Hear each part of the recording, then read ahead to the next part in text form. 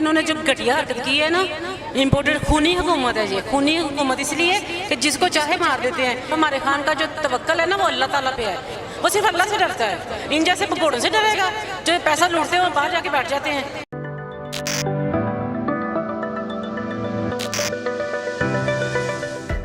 जी अस्सलाम वालेकुम। वालेकुम सलाम।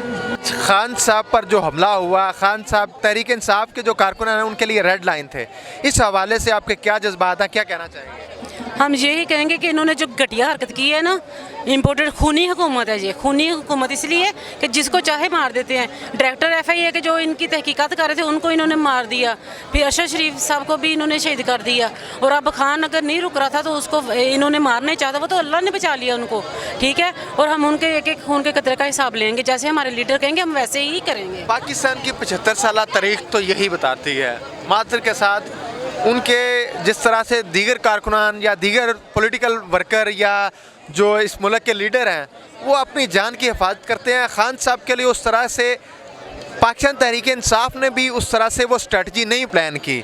आपने देखा होगा बुलेट प्रूफ शीशे लगे होते हैं, ये सारी चीज़ें, और पंजाब पुलिस थी अभी तो हम इस्लामाबाद भी नहीं इंटर हुए, इसके बावजूद भी यहाँ पर जिम्मेदारी तो ज़्यादा खान साहब की अपनी हुकूमत की है। सबसे पहले ये कि 75 साल तारीखी दौर में कोई भी लीडर इमरान खान जैसा आया ही नहीं, ठीक है। और हमारे खान का जो तवक्कल है ना वो अल्लाह ताला पे है, क्योंकि मारने वाला बेशक जो जितना मर्जी बड़ा हो, जो बचाने वाला सबसे बड़ा है, ठीक है। इसलिए खान साहब अपना ये बुलेट प्रूफ चीज़ें इन पर बिलीव नहीं करते, और बगैर शीशा लगाए बगैर वो डरते नहीं है ना किसी से, क्योंकि सच्चा इंसान नहीं डरता, वो सिर्फ अल्लाह से डरता है। इन जैसे भगोड़ों से डरेगा जो पैसा लूटते हैं और बाहर जाके बैठ जाते हैं, और ऊपर से कहते हैं हमारी ये प्रॉपर्टियाँ नहीं है, तो वहाँ पे किराए पर रह रहे हैं ये तो आप लोगों की बात ठीक है, लेकिन मैं एक और सवाल पूछना चाहूँगा कि खान साहब ने अभी जो कहा कि मुझ पर हमले के जो लोग ज़िम्मेदार हैं, राना सनाउल्लाह, शहबाज शरीफ साहब और जनरल्स का जिस तरह से नाम लिया उन्होंने, इस पर क्या आइंदा की स्ट्रेटजी क्या बनेगी? मुल्क में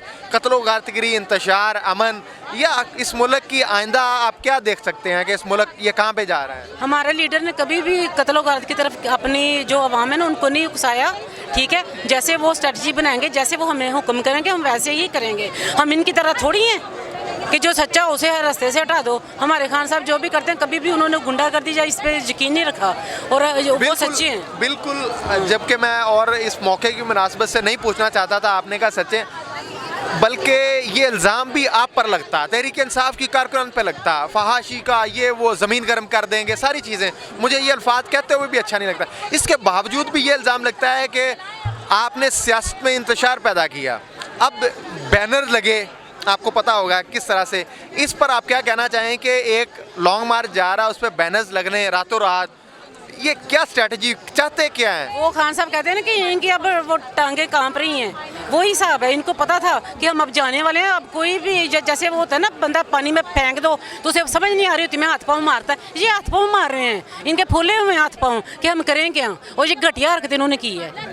जी हमारे साथ कुछ और कारकुनान भी मौजूद हैं, हम उनका स्टांस भी लेते हैं, उनके जज्बात भी जानते हैं इस हवाले से, वो क्या कहना चाहते हैं। आप खान साहब पर जो हमला हुआ इस पर क्या कहेंगे? मैं तो ये कहूँगा सर, ये देखें ये इन्होंने किया है जो हालत है, ठीक है, ये इन्होंने ये जो खान साहब पे नहीं किया, ये पाकिस्तान पे किया, हमारे ये पाकिस्तानी कौम के जज्बात को मजरूह किया, पाकिस्तानी कौम पर यह हमला किया गया, ये थे कारकुनान के जज्बात। नाज़रीन, मैं मुख्तलिफ हलकों से ये सवाल करता हूँ कि क्या जो कौम चाहती है, कौम जिसे अपना लीडर बनाना चाहती है, आप उसे लीडर क्यों नहीं तस्लीम करते? सबसे लाली परचम, इसकी नमूज को पमाल ना होने दीजिए, यही सही वो रास्ता है जिससे ये सबसे लाली परचम की जो नमूस है वो पमाल होने से भी बच जाएगी और ये कौम तरक्की की राह पर भी गामजन हो जाएगी। इसी के साथ मुझे अपने मेज़बान AK आज़ाद को इजाज़त दीजिए। देखते रहिए नुमाइंद शान अल्लाह ने के बाद।